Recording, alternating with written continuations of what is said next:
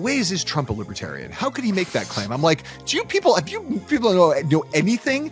Like, here's the thing. In political ideology, is fascism and libertarianism and authoritarianism are the opposite ends of the polarity. Okay, like that thing couldn't be more different.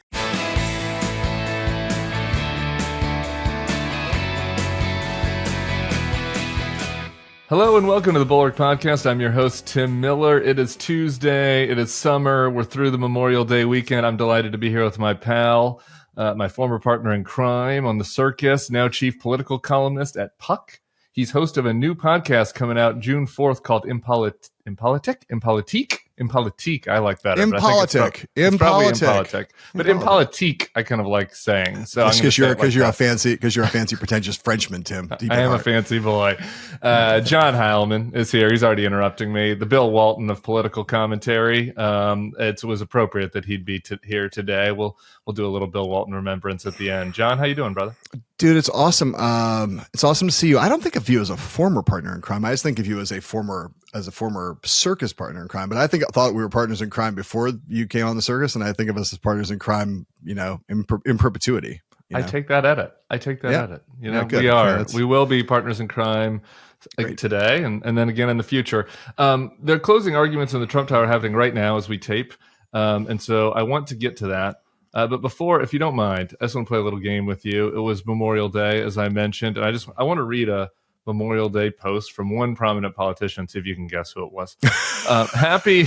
Happy Memorial Day to all, including the human scum that is working so hard to destroy our once great country, and to the radical left Trump-hating federal judge in New York that presided over, get this, 2 separate trials that awarded a woman who I never met before a quick handshake at a celebrity event doesn't count, $91 million, blah, blah, blah, blah, blah.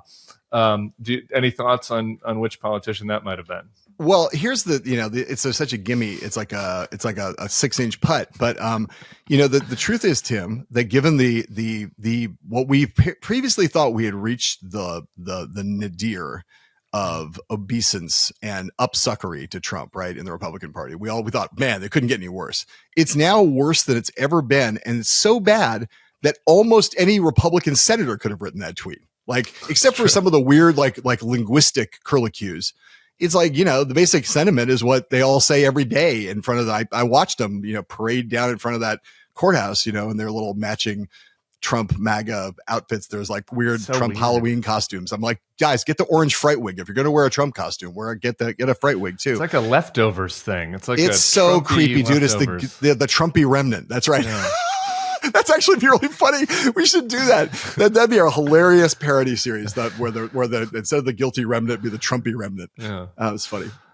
Yeah, I guess. I think the other Trump. It was Trump. I thought you were going to go with that is it's true. Other Trumpy senators could have written that, but the other thing was there's no. Even the vestigial pushback of oh, I wish he wouldn't do this, or but the tweets that doesn't happen. It's the opposite. I did see several Republican politicians and leading commentators criticize a political Memorial Day tweet, but it wasn't Trump's. They were making fun of Ilhan Omar and Cori Bush because they didn't know that Memorial Day was celebrating the dead. They were those who died, those who were memorializing. They thought it was about veterans, which is a goof, but it shows that they're able to lead. Eric Trump doesn't know that either, because he thinks his family has sacrificed much for America, on Memorial Day. Eric Trump quote tweeted that. So it is. I mean, if this person, we've done this before, but if this person was, I don't know, in your child's camp group, and there was a group text and they started posting things like this about human scum on Memorial Day, you'd be like, I think we're trying to find a new camp, but some people want this guy to be president. I got a weird text yesterday. I got some app that I'm on from Mark McKinnon. No, no, I got a weird, I'm not on any of these, there are all these parents now who are on the registered sex offender thing, so they can know if there's a sex offender that's moved into their school district, there's that thing. I'm not on any of those, but I did get a thing yesterday saying that a registered sex offender on some app of mine. I don't know where it came from. Never seen it before. And I keep thinking that I would really like an alert for when either Trump is in my zip code, or someone in one of those Trump outfits is there, some kind of a little Amber Alert thing that would pop up and be beware of who's around. Sorry, I would also like that, though. That would be problematic when I go to Baton Rouge. I think. Yes, I was going to say. It'd be like one of those things during COVID where it was like where they had those COVID apps that was like when someone was when there was a COVID carrier somewhere near you, and all of a sudden your whole neighborhood was lit up. It's like, great, I can't just leave the house now. I want to get to your thoughts on the Trump trial, but I think that's interesting that something else happened today, and that is maybe more right on your wheelhouse, which is media commentary. I noticed that this morning in every media outlet, there was basically like all the editors had decided this is the time to let everybody know that the Biden people are panicking. Politico, full-blown freak out in Biden world. The Post, Trump trial unremarkable for some voters. The Times, our friend Jason Zengerly, about how the Biden team is struggling to make the campaign about Trump. The Biden team is addressing this today with an announcement that their campaign will hold a press conference with special guests outside the Manhattan criminal courthouse. Something I've been saying they should be doing for a while. Something that some pearl clutchers are now on Twitter saying is very deep norm breaking. So I'm curious what your thoughts are on the political side of this, and whether it is true that Trump is not being harmed by this at all. Is it an unknown? We don't know because we have to wait for a verdict. Like where do you kind of sit on the political analysis before the legal? Right. So I wrote, this is the first real column I wrote at Puck was about this. And look, you live outside the Selleck corridor, so what I'm about to say is true. Basically, no one gives a shit about the trial, right? Yes. Right. It's not in its proceeding. And I think it's totally natural. This is like, Trump diddled Stormy Daniels in 2006 and then he paid her off in 2016. Wow. It's a long time ago, right? Really, like I was straight in 2006. I mean, not literally. I was going to say, not really. I'm trying to think. I think I came out in 2007. I'm doing the quick math in my head right now. So yeah, it's been a long time. It's a long time, and like khakis in 2006. Even by my kind of Mesozoic era standards, that's a long time ago, right? And like in the world of today, it's like it really is like a cave painting from the Paleolithic era. It's like that's old news, right? Mm-hmm. Who is there in America who doesn't already have a pretty settled view of Donald Trump and Stormy Daniels and paying her off? Almost no one. I mean, either you think it's disgusting or you think it's whatever but irrelevant to being president, or you think he's like, a lovable horn dog, like Bill Clinton was, like, yeah, he's a rogue, he's promiscuous, I kind of like that, or yes, that's charming. But no one really. And the funniest thing about the whole thing is I think really of all of Trump's lies, he's told so many lies. But the most gratuitous and idiotic one is expecting anyone to believe that Donald Trump, the cheapest, skinflintiest, Welsher in chief. I don't like that word with Trump. I know that you're using it accurately, but whatever you want to say, someone who doesn't pay his debts, whatever the. I mean, I'm not talking about the Welsh here. It's just like it's like when I say I've been gypped, I'm not really actually talking about gypsies. Like I just, whatever. But my point is like the idea that guy would pay $130,000 to a woman who he didn't have sex with is like literally the most ludicrous thing he's ever said. It's just kind of crazy. Right. Yeah. And again, it's all priced in the stock. I think that, that in terms of the long run political implications of it, I don't like to be one of these people who says, well, you really can't know. I mean, I think if he's acquitted or there's a hung jury, I don't think it really moves the needle much at all, because all it does is rev up the Trump base more. Trump will beat his chest and talk about how he's been victimized. But those people, the people who are moved by that, are already voting for Trump. They can't pull the lever more than once, right? It's like they're going to pull it 10 times harder. They're like, I think among the maybe 800,000 voters in the combined area of Pennsylvania, Michigan, and Wisconsin that will probably determine the outcome of American democracy and this election? Or is there? Did you see the polling that is not, I think, particularly reliable, and it's all over the place in this? But you see these numbers like 6% would have an effect on their point of view among persuadable voters. 6% if he were convicted. It's a slightly higher number if he's convicted and put in jail. That's not going to happen before election day. He's going to appeal. He's not going to go to jail. He's not going to be in an orange jumpsuit. He might one day be. What about an ankle bracelet? Bracelet? Yeah, the Judge Merchan has the total power over what happens to Trump as he's convicted, whether he gets like probation, house arrest, all those things. So ankle bracelets not off the cards, but 6%. People say, well, that's tiny. And I'm like, 6% in 6% in those 3 states is the ball game, you know? So I don't know. I mean, I think a conviction is the only verdict that has political potential political long-term salience. It's on the margins, but this election is going to be won or lost on the margins, you know? And so I'm trying to, assess based on assuming if everything you're saying is true, which I think it is. Most people don't care about this. People aren't paying that close of attention. Maybe a conviction will matter. Then, the logical strategic follow of that is it kind of doesn't matter what Biden does. Like, does he talk about this or not? Do they have campaign press conferences or not? Do you feel like all of that panic is unnecessary bedwetting, or do you think there's something they could do to increase the salience on this? Like, what's your thought? I think in the absence of conviction, doesn't matter. Really nothing. I mean, it's look. I mean, anything that where those guys are showing a lack of complacency, are on the move, are doing something. I'm like, if I was a partisan of this, and to the extent I'm a partisan for democracy, I'm one of those people. I think like it would be good for them. In a lot of ways, to demonstrate to people that like that they have the eye of the tiger, right? If I were a political strategist, I'd be on offense all the time. Like I'd just be like, get like, this is not an era that rewards being on your back foot, right?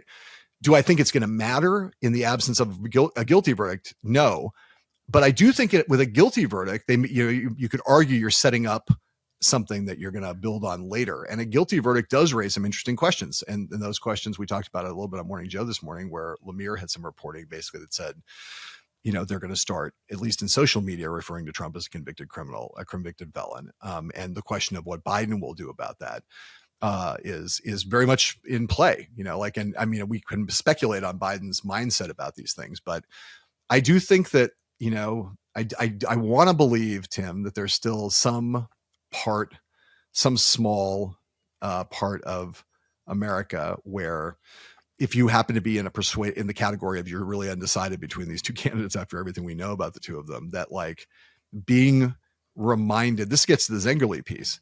Yeah. The challenge of the thing we've seen, this challenge of memory, which is how much the Trump amnesia factor of people who thought Trump sucked in January of 2021, and now remember the administration as having been great. People who've forgotten how bad January 6th is. We see data on this all the time, right? So one of the biggest challenges the Biden campaign has is a tactical and strategic one, reminding people, making vivid for people who are, again, in that very small subset of persuadable voters, just what it was really like when Donald Trump was president, and just what he is really like. And figuring out a way to do that is not easy. That's the point of the Zengerle piece. It's fucking hard. It's not easy because he's so, and it's a weird way that his pervasiveness, his wall-to-wallness is a thing that, again, for 48.5% of the electorate is like, I'm never going to vote for that motherfucker ever. But it also has, for the ones that are still undecided, the persuadable voters, it's inured them to a lot of these memory of the shaking them by the shoulders and trying to remind them of what Trump was really like, because they're, obviously they're in this weird twilight zone anyway. I think it's a huge challenge. And I think to that point, you're going to have to do everything, that you can try everything tactically, but that as a strategic thing, that seems central to me. Same. Yeah. To me, I feel like, look, his schedule's a little light. Biden's schedule's a little light. And the aggressiveness could be turned up to 11, so to speak, on some of the attacks. And so I'm happy to hear that they're doing some of this. And just for one example, you're pointing out amnesia, which I think is right. There is an amnesia about the terrible Trump stuff, but there's also new stuff. There's also stuff people don't know, right? Like, for example, like convicted felon Trump, pairing that, I was talking, I'm quoted in the Times today, I was talking to Maggie about this, and comparing the convicted felon Trump with Trump had two alleged murderers on stage with him in New York, Chef G and Poppy Hollow, Sleepy Hollow, whatever. I like, I know Kendrick, but I don't know the deep cuts when it comes to the New York rap scene. But let's just make sure we're not talking about Poppy Harlow. Poppy Harlow, not a convicted murderer. Let's be clear on the podcast now. And neither is Sleepy Hollow. He's an alleged murderer who's out on bail. All right, but you've got that. You have criminals all around him.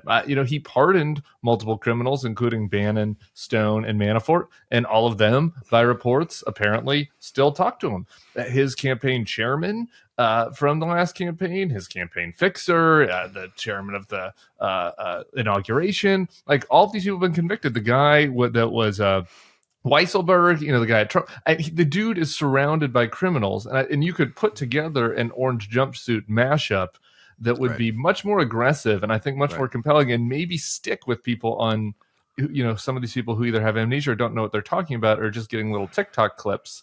I just think that there are more compelling ways to make this point than what Biden is doing. I totally agree, and I think that when we're both dead and buried, Tim, the only thing that will ever be in Bartleby's is the quote, which I'm proud of, and will happily actually maybe inscribe in my tombstone. Although having Trump in my tombstone would be weird, but the quote that is, everything Trump does is either projection or confession, and Biden crime family is like one of the greatest examples of Trump projection. Literally one of the great. I mean, it's so out there. It's like Exhibit A, right? Trump is the ultimate ex-president, presidential candidate, whatever you want to call him, who really is a member of a non-blood, but of a literal crime family. He's surrounded by criminals, and he does stuff like I wrote in this week's column, the one that just came out last night, about the Libertarian Convention, and just without missing a beat, the guy is he's up there on stage. The libertarians are booing him. The funniest thing over the weekend was listening to cable news kind of debate whether, in what ways is Trump a libertarian? How could he make that claim? I'm like, have you people know anything? Like, here's the thing. In political ideology, is fascism and libertarianism and authoritarianism are the opposite ends of the polarity. Okay. Like that they couldn't be more different. But, here he is up there. The libertarians are, would you mind? Can we just listen? I think some of the listeners might want to listen. If they're out at the beach on a barbecue, they might get some joy out of some. I will just say, I've got an audio. No, hold on. I've got an audio. We're going to play it for you. And then you can go. That is why I'm committing to you tonight that I will put a libertarian in my cabinet and also libertarians in senior posts.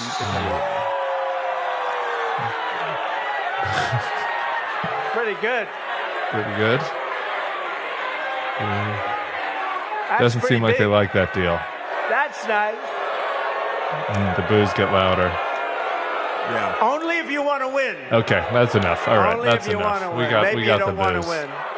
Well, this is when he shifts to start insulting them. It's like he moves from, at the beginning, he says, I never knew I was a libertarian, but now that I've been indicted 91 times, I'm definitely a libertarian. So like, it's just the basic kind of like finding common cause pandering. Yeah. Then he moves to favor trading, right? So his next move is, I'll put a libertarian in my cabinet and I'll have libertarians as high advisors. He then moves to your point earlier, which was what triggered me here was, he says, I'm going to commute the sentence. He sees all these free Ross signs, which I think they had no plan to make this pledge until they saw all these signs that said free Ross being Ross Ulbricht, the guy who started Silk Road, which is like the most notorious dark web vice market that ever existed. Not just drugs, but all kinds of. How much time did you spend on the Silk Road back in the day? I don't want to answer that question on the grounds that might incriminate me, but I will say a lot of bad shit went on Silk Road, right? The guy got caught. He's in jail for life. And Trump hey, I know I said before many times that I want to have death sentences for drug dealers, but this guy, commute his sentence. If that'll help me get the libertarian endorsement, let him walk. He was only talking about black drug dealers, John. Ross is white. That doesn't count. That's a high quality drug dealer. Right. Yeah, it's a different. Only the best drug dealers, Tim. Only the best. I'll surround myself with only the best drug dealers. So it was hilarious in the sense that the whole Libertarian Convention was such a shit show. But I got to hand it to him for one thing, which is that they looked at the two interlopers, Trump, the greatest of them. I mean, Bobby Kennedy Jr. is at least a little more libertarian on certain things, not very many, but certain ones. But these two guys walked down there and tried to interpose themselves in libertarian land, and the libertarians, I will give them credit. They did exactly what they should have done, which was basically just say, "Fuck you, both of you, get out of here." Leave us alone. Yeah, I didn't. One thing I also think the Biden campaign is going to end up being able to use, I think maybe it was a mistake from staging. You say what you want about Trump's campaign, and it's been pretty incompetent all three times, but they usually are pretty good with staging and making him look presidential and strong, and et cetera. Have Trump in the background. In this case, they didn't get to do the staging because it was Libertarian Convention, and behind him it says "Become ungovernable" with the anarchy A.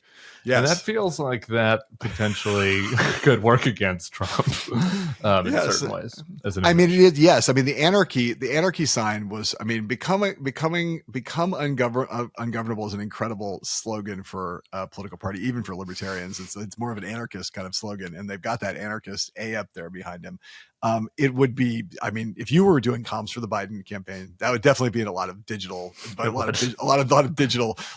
hits. The other thing is, what's the funniest thing about that was him saying, make me your nominee. He says, make me your nominee. Literally, so right there. Yeah. Right there. Make me I want to be your nominee, or at least vote for me a lot. It's the only way you're going to win. If you don't want to win, you get your 3%. And then he starts mocking them because they keep booing. So he starts making fun of the people he's courting, which is hilarious. And then the next day, when the chair rules immediately on the day of that, the voting will proceed, she says, "I'm sorry, Donald Trump can't be put in nomination because his campaign has failed to turn in the proper paperwork." Right. Trump puts out a post on Truth Social that says, "Well, I never wanted it anyway. And, I couldn't apply for it, in fact, because I'm the nominee of another party. So I never wanted it anyway. But of course, if I had wanted it, on the basis," he literally says, "of the incredible reception I got there," which you just heard, I obviously would have won it. It's just it's so fucking crackers, Tim. I got an interesting note about the libertarian thing. It seems like you spent a decent amount of time watching it this weekend, which this is an interesting judgment call on your part. But I was going to write about it, so I did watch it, and let's just say there's a lot of weed in my house, so it was fine. Okay. Well, you're on brand. One of the nominees did an edible, I guess, before he spoke. Yes, and gave the guy incoherent. Yes, the guy who invited Milo to NYU and got fired from NYU, the professor dude, Rectenwald or whatever his name is, Recton something. He was supposed to be at the post-Trump press conference. They were inviting some of the top candidates to get up on stage after Trump left. That's where the guy who won denounced Trump and said he was a war criminal and stuff. And this guy got up and was like a babbling idiot. And people were yelling at him from the crowd, "How high are you?" And he kept saying, "Not high enough," which I thought was I could relate to that.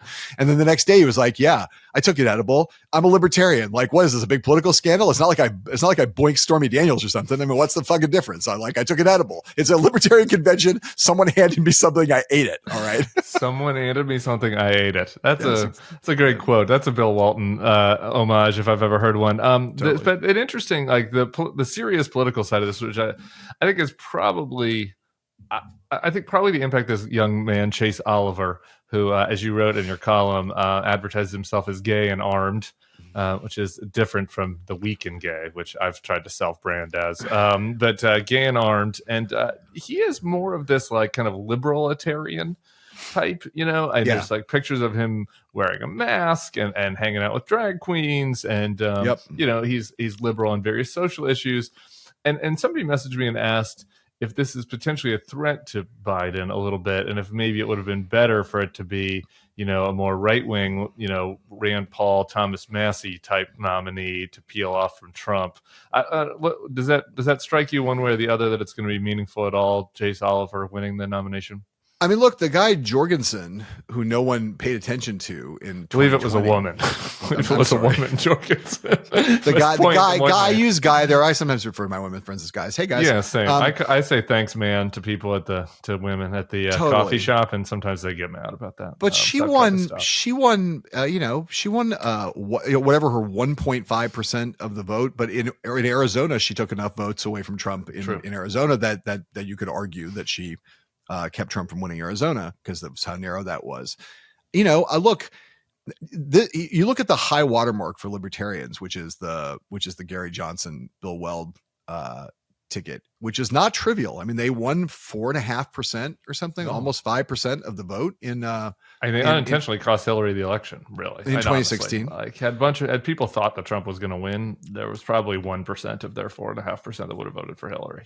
Right. I mean, it's always the confusing part, because you get all these people, and this is the thing I sometimes I try to avoid arguments about this kind of thing, but people are like, Jill Stein cost Hillary Clinton the presidency in 2016. I'm like, Jill Stein had a quarter of the vote of Gary Johnson and Bill Weld. And of course, libertarians are complicated. It's not all the Republicans. There are some people on the left who vote for libertarians, but it's like, it's a kind of a messy picture. There's a bunch of third party people who were problematic in a lot of ways that for sure that year. It's just impossible to really know. I think that, if you think this election is going to be won or lost on the margins, as I do, and if I were in the Biden campaign, I would have rather seen the edible eating, Milo hosting, expert on 19th century British secularism is what I learned about him. He's written books about that he's a former professor. That guy would have been a better choice. But I will say the main thing, if I'm a Biden person, that I'm psyched about is that Kennedy, who actually had spent a year talking about winning the Libertarian nomination, even before he left the party and dropped his bid against Biden, he talked about it in public, was smirconish on TV and said, maybe the Libertarian Party is what I want. The Libertarian Party has ballot access in 38 states. Like, if RFK Jr. had been remotely competent and actually been in that fight and really worked it, I mean, that's the nightmare scenario for Biden, was that RFK Jr. I know you might want to talk about debate qualifications, but like the instant pickup, he's right now on the ballot in 6 states. They say they've submitted for a 7th, and they have another like 9 or something, maybe 8 or 9 on the way, where they think they have the right number of signatures. They always have to get all those signatures. The states all decide whether those signatures are verified, et cetera, et cetera. But even then, you're at 15, compared to 38 with the Libertarian Party, and that's a ticket. That's a ticket to ballot access, man. 38 states, a lot of states, and it's most of the battleground states that you get that you're on. I think maybe even all 6 or 7.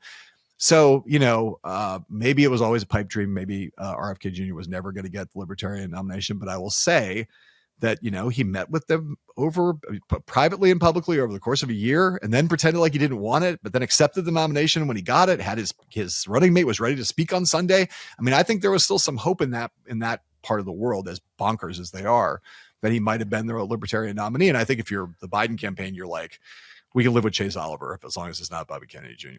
Yeah, I don't know if the Bobby Kennedy campaign has a Ken Mellman, David Plouffe type over there running. That's literally the funniest thing I've ever heard you say. Yeah, you don't know? Really? Huh. No, I don't think that they do. Yeah. One piece of evidence of that is Bobby was on Brian Taylor Cohen's YouTube over the weekend, my God. Which yes, I watched. I know. He was rambling about how he doesn't want to submit the signatures they have in states until as late as possible, so the DNC rat fuckers can't do anything to disqualify them. The problem with that is that it goes in direct conflict with my next topic, which is that he needs to submit them and to get on enough state ballots to be in the June debate. But here's my question. Yeah, go ahead. Here's my question for you. Can I just ask you this? Yeah, please. I don't I've seen this reporting that says, that there's that the June debate has these qualification criteria. Okay. I mean, I wasn't in the room when the Biden campaign and the Trump campaign came to their agreement with CNN. But my understanding, at least, is that the Biden campaign will only do a 2-person debate. So, what does it really matter if he meets the qualification threshold? Do the Biden people look at CNN and go, "Hey, we said only 1-on-1. We're not doing a 3-person debate. Like, we'll take our business across the street. Someone will do a 2-person debate. If CNN somehow just says, well, Bobby Kennedy Jr. met the qualifications, we're going to get him on stage. I imagine the Biden campaign will say, okay, see you later. We'll go talk to NBC. I'm sure MSNBC will take that debate in a heartbeat with just 2. Yeah. Well, this is kind of my question. Is what I wanted to game out a little bit with you, because I don't know. I was walking down to the streetcar this weekend thinking with my child, kind of thinking about this, spending too much time rattling around my brain. And I'm like, are we sure that maybe the Biden campaign shouldn't want Kennedy in the debate? I do think that there's 2 sides of this. I understand your point, which is right, which is you want to tamp down the Kennedy number as much as possible, because Kennedy's core support, 3%, 4% are kind of Trumpy iconoclastic type people, contrarians. But then if you get it more than that, if you get up to 12, 13%, he's picking up, probably younger voters, Black and Latino voters that Biden needs. So in some level, you want to tamp him down. At another level, could Biden maybe not benefit from like having a moment where he's like, look at these two wackos? The topic of vaccines come up, and Trump and Bobby are fighting out on who's more anti-vax, who's going to, be stronger on limiting funding for schools that have measles, mumps, and rubella mandates. I don't know. Might it help Biden a little? Well, I would say that this really comes down to a really core question, actually, which is, what's Biden's capacity? I mean, and I don't mean that like in some mental capacity. Yeah. In some, I don't mean debating like, capacity. I mean, is Biden going to be, we can agree to agree about something on this podcast, which is you can believe that Joe Biden is an 82-year-old man and therefore not as sharp as he was at 72, 62, 52, 42, and without saying he's infirm or senile or any of those things. I don't think he is any of those things, but I think, he's 82. And if you've ever met an 82-year-old man, what I imagine you're going to be like at 82 and I'm going to be like at 82. It's like, we're not like at our absolute best prime. We're in prime debate condition. So one question is, if you ask me, would a presidential candidate in their prime who was in command, would they be able to navigate a 3-person debate and make the point you're going to make, like confidently be able to use that, like, right. More crazy on the stage, please. Like more crazy on the stage makes me look sane. They both look like they're nuts. I win. Yeah. I just, everything the way the Biden campaign has done this is suggestive of wanting to eliminate or reduce as much as possible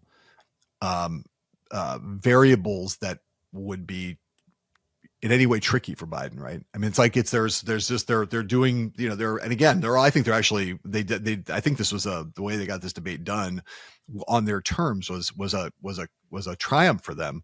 But they are, like, we're not gonna have a live audience. We're gonna be able to cut Trump's mic. It's like, how many variables can we tamp down so that essentially our guy gets to speak and not be interrupted, not have an audience to deal with, and Trump will speak and then his mic will be cut in theory. Biden will speak and then his mic will be cut. It's like, that reflects a certain degree of like, man, we want to keep this thing pretty simple. Yeah. Well, that's making me nervous. No, you're right. Isn't that what it says? No, you're totally right. Yeah. And I don't like the mic cutting thing, actually. Just while you brought it up, I wasn't going to bring it up, but it was something I noticed that I had that thought cross my head. I was like, you want Trump to be a lunatic. You want Trump to seem like a lunatic. Biden won the first debate last time because Trump seemed like a lunatic. It wasn't, there was no memorable Biden line. It wasn't like Reagan talking about his youth and inexperience. There was no great Biden moment. It was Trump looked like a lunatic. Other than the time when he told him to shut up. I mean, that was like where there was an expression of kind of like the visceral thing that a lot of people in the audience were thinking was like, yeah, shut up. Goddamn right. Shut the fuck up. But again, but other than that, Trump was being a lunatic. So shouldn't they let him be a lunatic? At some point, it's like the caution. I worry that there's a cutting off the nose despite the face element to the caution. And they got to just try to let it rip. I don't know. Well, they haven't done what some of us, and I don't even know if you and I ever talked about this, but there are people who've had the view, and I know this is the view of, and anybody who's a huge Biden stan will be like, oh, those guys are, but in the world of Obama people, their view has been for a while, you got to get Biden out a lot. And essentially try to do for Biden what Trump's craziness has done for Trump, which is to say Biden is going to stumble. He's going to have bad moments. He's going to say some dumb stuff. He's going to trip over his verbal feet. He might trip over his literal feet. But like the more people see that, the more it gets priced in the stock and people just go, okay, that's Biden. Like whatever. Inoculate by, it's really going to be painful because Biden's going to look bad a bunch. And yet in the long run, getting people used to Biden looking like, let's say, like looking like an 82-year-old man is in their long-term interest. They are not doing that.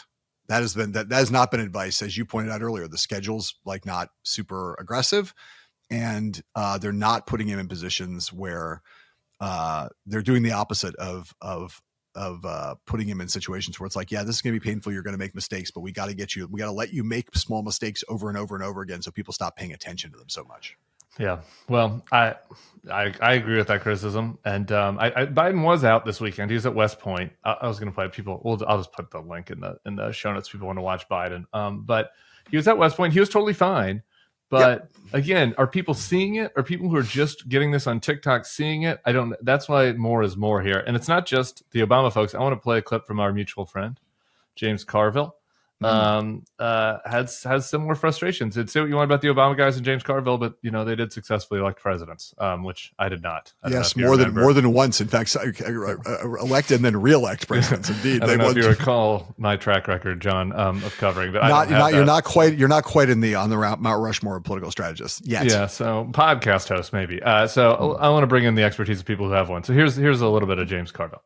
And we keep wondering why these young people aren't coming home to the Democrats, why blacks are not coming home to the Democrats. Because Democratic messaging is full of shit. That's why. And talk about cost of living. And we're going to help deal with this. And don't talk about fucking Gaza and student loans. That's so out.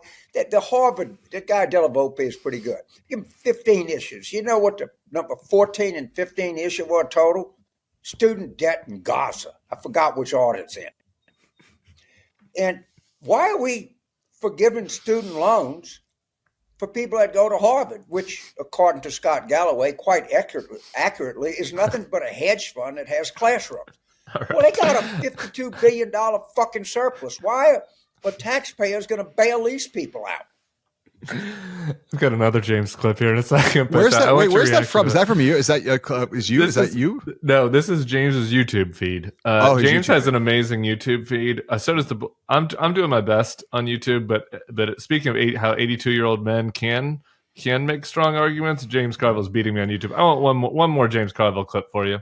Is this the syphilis one? Is this the syphilis one? Yes. Okay, here we go. Ask him one question. Did Keith Schiller steal Trump's medical records from his internist?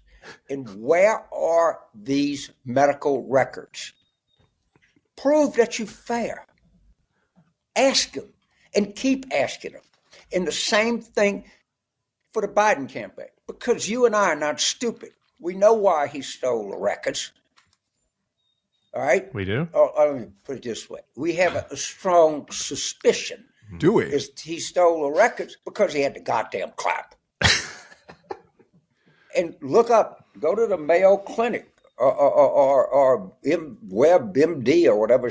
I'll get a rash and I'll look it up on the computer. Go look up how insidious a disease that secondary syphilis can be. I'm not sure he's not having sex anymore because his dick may have fallen off from all the VD he has.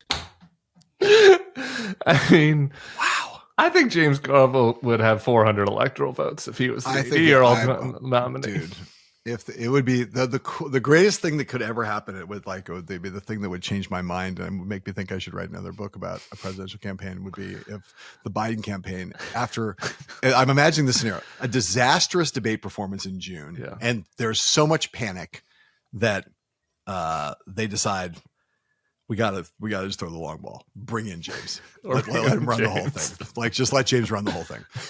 It'd be incredible. It'd be like one of the most incredible things that we would ever experience in our lifetimes. There's some absurdity in James, obviously, and there's certain things that a sitting president can't do, like talk about his opponent's dick falling off. That's probably not a winner. But his point is right, though, right? Like Chris wrote this morning about how Biden should take some lessons from Clinton about being wrong and strong instead of, weak and right.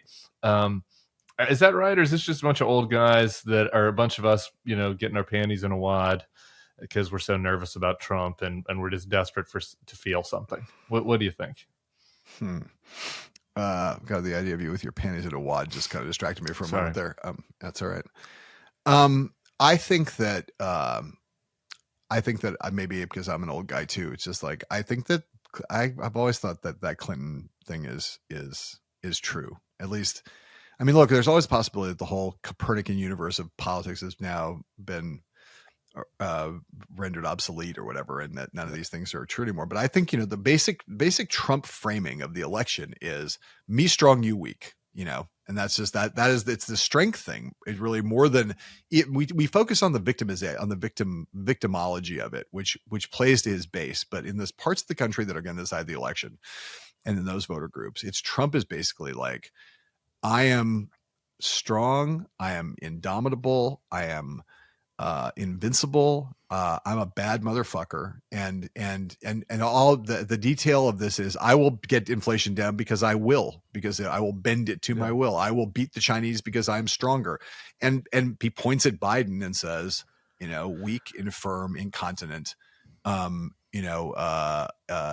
so I think things that show strength. I like when Biden gets mad, like those moments when Biden gets mad and really kind of lashes out are to me good moments. Like, it's not, when he's being, there's nothing worse than a docile octogenarian, a quiet, meek octogenarian. That is not the octogenarian we want. I'd rather see an octogenarian making mistakes, but being like Grandpa Simpson, waving his cane on the lawn and scaring the kids away, and like doing that to these fucking protesters, on the campuses, just like screaming at them and anybody who gets in his way.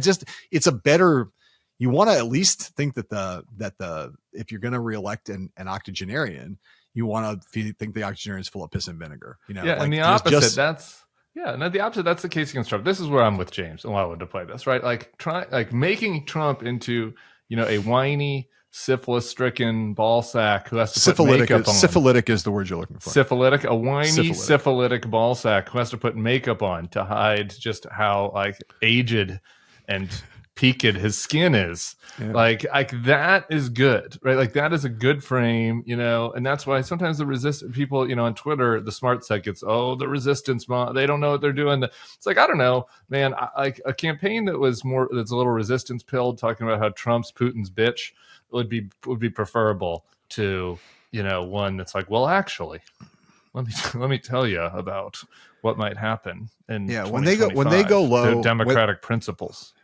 I am inherently attracted to Michelle Obama's formulation, the when they go low, we go high. I'm inherently attracted to it. I wish for a world in which that was wise. And I think maybe when she said it, she was right. It probably was wise. Maybe then, I forget what year it was that she said that, but like, I thought when they go low, we go high, better angels, etc. That is definitely not the right strategy in 2024. It's that is not, we are not in a better angels moment. We are not in a, they go low, we go high. We got to be in there's got to be a, you're not going to win that way. That because it just, apart from everything else, it just doesn't, it's your point, which I think is about the way that the media works now. Going high just doesn't break through. Whatever else can be said of it, whatever other nobility it encapsulates, it doesn't break through. It's not, it doesn't, there's so much noise and there's so much, and so much fragmentation that going high, the high, the Aaron Sorkin version of the presidency or the presidential campaign is not a thing that's that breaks through, that no one even hears it.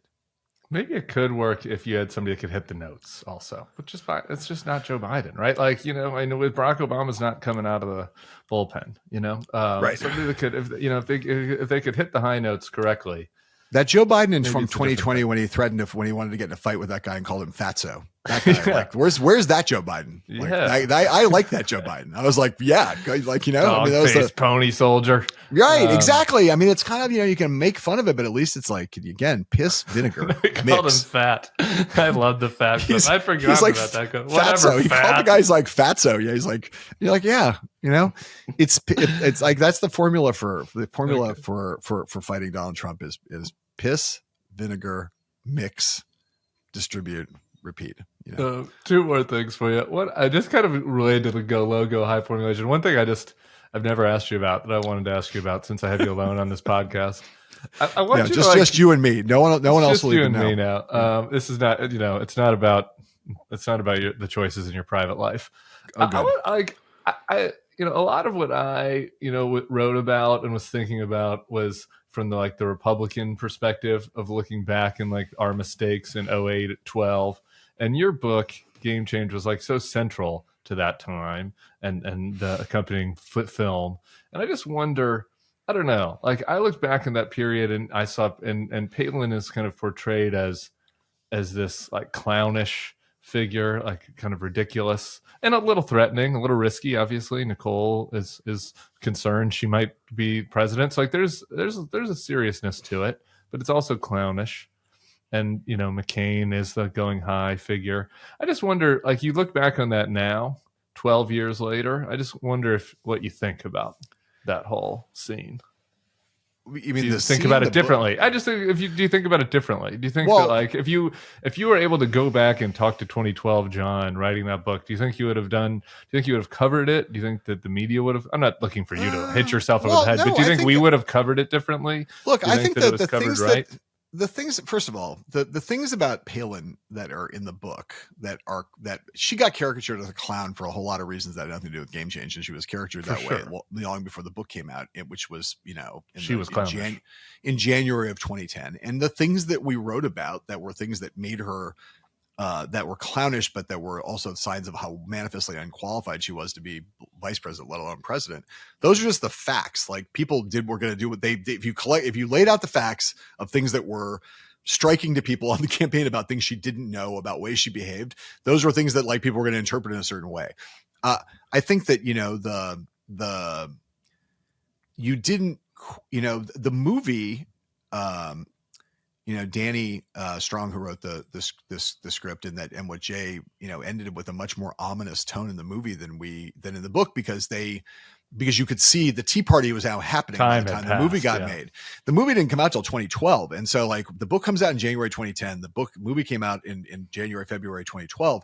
And in that intervening period of 2010, 2011 was the rise of the Tea Party. And so you could see her as an avatar for that. So the movie had a darker cast to what Palin augured for, even though she was too much of a buffoon and too incompetent and dumb to be able to actually ride that wave. But like people saw that. I don't think the book, fairly speaking, and the book was not John McCain as like an avatar of like principle and going high, and she was going low. I mean, McCain was. I mean, the book again accurately presented McCain as being pretty craven in a lot of ways, not just in the selection of Palin, but pretty craven. That moment when he gets all the credit for, and I'm happy to give him credit for it, but the moment when he finally snapped over, that at the end of the campaign where he took on that woman in the town hall who said that Obama was a Muslim, that gets played over and over again on TV. That was after a long period of time where McCain was willing to see Obama let his surrogates defend McCain's honor here. There was all of the back and forth, which was right, which you wrote about and others, about how some of the consultants wanted to go in harder on Ayers. Yes, I'm not saying that McCain didn't go as far.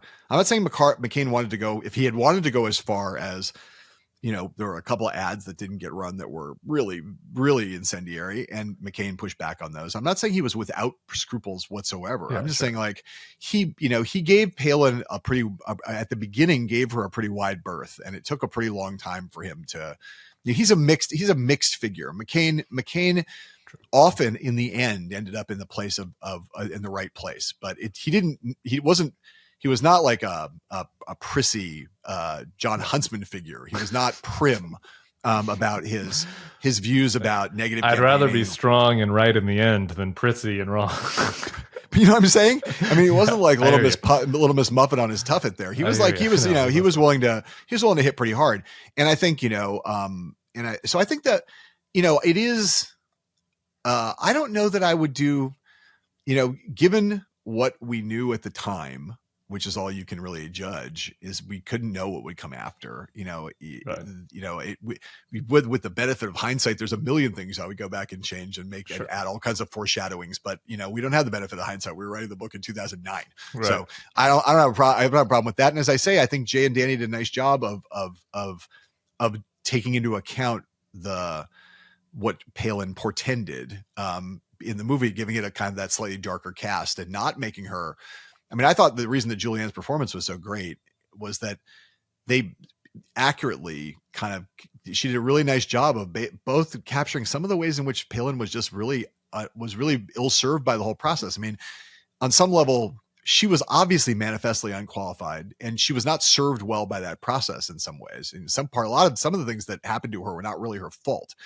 On the other hand, there were other things about it that were totally her fault. And she became an ambition monster and a really craven one along the way. I thought the movie was pretty good at that, like getting a little sense of the darkness, more of the darkness than we had a picture of in the immediate aftermath of the campaign. Yeah, I agree with that. What okay, lastly on this, just really quick, because I was having this conversation this weekend. Yeah. If Palin had one good trusted advisor with her that she could have listened to, she was and she decided to run, she would win the nominee in 2012, right? I wrote a cover story in New York Magazine in the fall of 2010. In the fall of 2010, that like the headline that Adam Moss put on the cover was President Palin. And it was a scenario thing of she is going to run. She is likely to be the Republican nominee.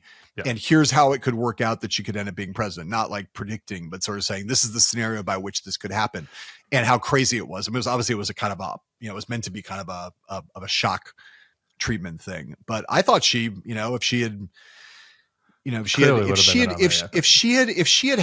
somehow this is such a ridiculous counterfactual, but if, some of the people who worked with her at the convention, if she had maintained a real relationship with like Tucker Askew, Nicole, again, these are all ridiculous counterfactuals, but Tucker and Nicole are good people, but maybe there's somebody around who would have. But remember, I mean, her performance at the convention was incredible. Yeah.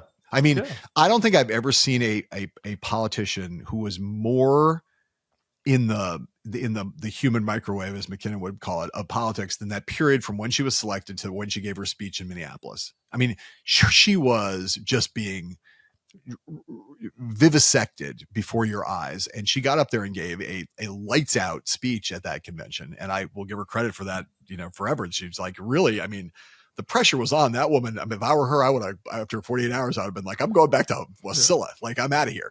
So she had this charisma and she had these natural performance skills, and the people who helped her in Minneapolis when she was so willing to take their help were some really talented people like Tucker and Nicole and some others. And, for obviously various reasons having to do with her personality defects, she ended up basically losing all of the people that had any capacity to be the person you're talking about. But yeah, if she had been, if she had put together a team that was as good as John Huntsman's team, for instance, like if she had Rick Santorum's team, forget John, like Rick Santorum almost beat Mitt. Santorum almost beat Mitt. I was going to say Tim Miller, John Brabender, who was the guy who worked for Plenty? Who worked for Plenty? Nick Ayers. Nick Ayers, Brabender, and me would have taken out Mitt with Palin easily.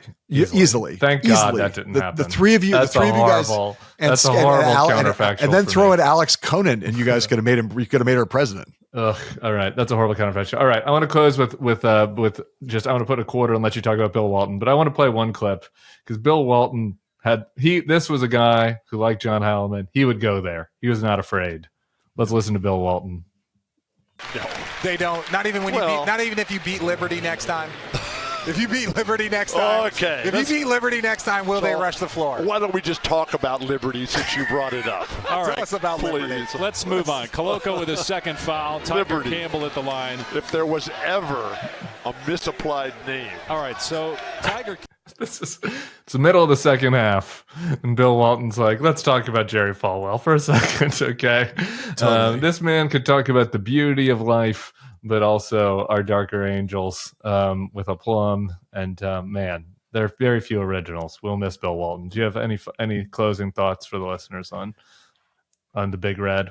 Somebody talks about the fact that I grew up in Southern California in the San Fernando Valley, so my dad was a huge basketball fan and had played at University of Wisconsin when he was an undergrad, and I played a lot of hoops, and so we were huge Lakers fans and UCLA fans, even though we didn't go. But the cult of John Wooden was deep.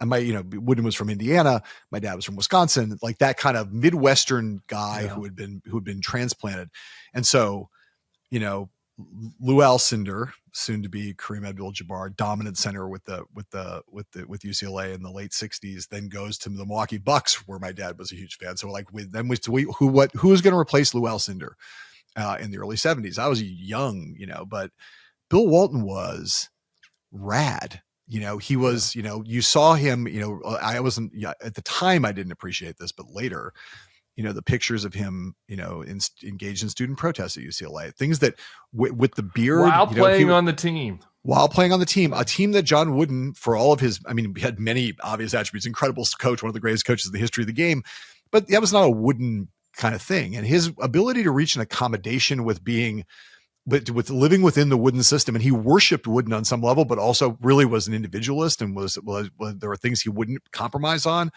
I always thought that was so admirable. And, people talk about that era in sports, and, Kareem, Bill Russell, Muhammad Ali, Jim Brown, these were all very out front, very politically active athletes at a time. Arthur Ashe, but huge politically expressive, involved in the protest movements, involved in all of that stuff that was happening late 60s, early 70s.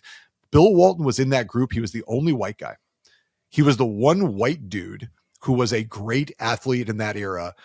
It was really politically outspoken, willing to court controversy, willing to stick to his principles, and was a white dude fighting in a lot of cases on the side for African Americans and also racial justice, and on the side of those kinds of issues. So I always thought he was great for all of that, and he was also so funny, right? The combination of his seriousness and his goofiness, and there was a thing in one of the obits that said that he talked about how when he was the sixth man on the Celtics and won his second NBA title, was the thing he was proudest of, being a sixth man. That was the thing that meant most to him, of his 2 NCAA championships, his 2 state championships in high school, and his 2 NBA championships, the one where he was a sixth man on the Celtics.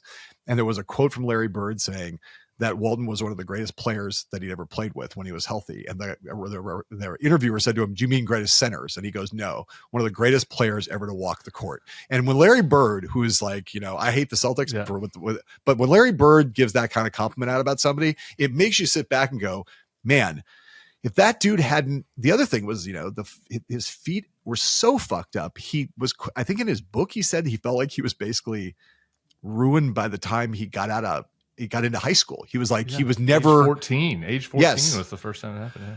What that guy would have been capable of if he had good health, would have been, he's already in a pantheon of maybe one of the 50 maybe greatest basketball players who ever played the game. But what he would have achieved had he been remotely healthy and not in constant pain. And then finally, a